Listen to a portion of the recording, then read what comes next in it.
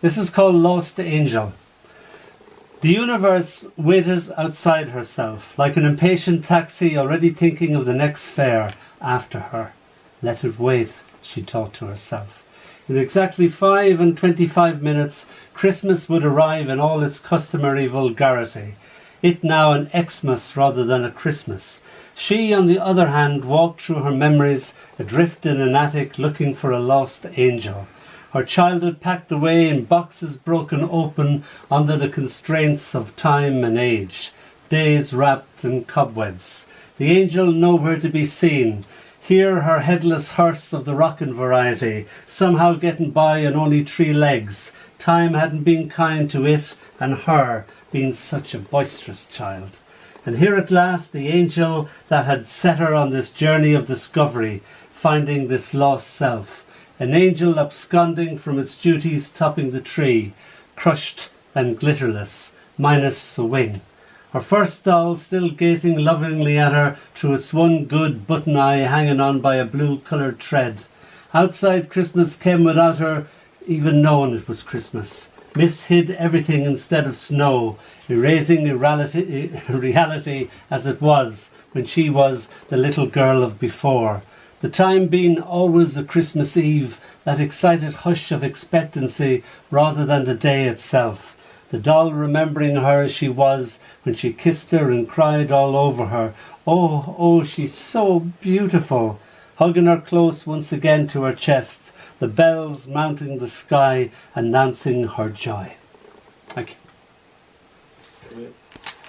Thank you, Donall. Well, psychedelic, what? Loved it. Yep. Nice.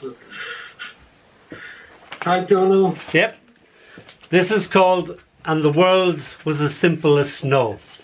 You are like all the dark shops of my childhood, where you enter with the little tinkle of a bell and the world blossoms into a myriad of things colourful to sell, stacked in impossible and impeccable order, all yelling, shining, glinting, wild and glassy, and the cash register singing with the hard-earned money, and the little tinkle of a bell lets you out again into a world excited with the falling of snow and the palpable approach of a Christmas when Christmas was Christmas and the world was as simple as snow. Nice one. In this little shop, as well as all that, the money would arrive on a wire and it would zing across the shop, which was fantastic to a child. Does anybody know what they were called? We used to just call them zingers and sing zing zing zing with my heartstrings. But I've never found the name of them at all. I'd love to find out. Yeah. Pneumatic something. Yeah, that was the likely, that was the coins that went down a tube. That's different. These were little boxes on a wire, and it went zing. Oh yeah, yeah. And you know, to a child, it was, wow, I want one of them. So I had to buy this shop in order to get one. This is called After the Row. Built an overlarge snowman on your front doorstep and hid behind it.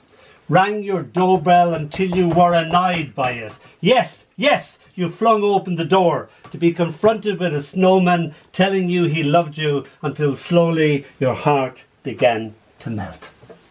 Thank you. Is that a true story? It is. Yeah, I thought so. This is called Be Thine Own Palace, John Donne. Be thine own palace or the world's thy jail. Seated beside her in the pew, her doll listened intently to the Saviour who emerges from the old priest's mouth, an ectoplasm of words as he manifests before her. Is there a dull heaven, she wonders.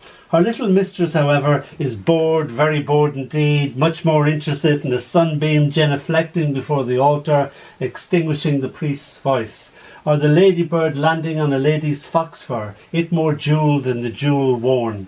Picking her nose as the host is held aloft, a bird perched upon the left shoulder of the crucifix, the Christ, the mere cipher, how the artist fancied him.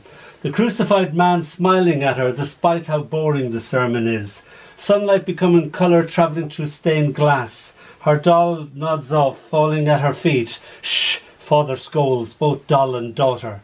Doll's head broken in four, nothing inside but an emptiness, all her thoughts evaporated. The smile still fixed on her porcelain face, incense like death walking upon the air, the tiny tinkle of a bell. Tonight everybody has gone bananas, huh?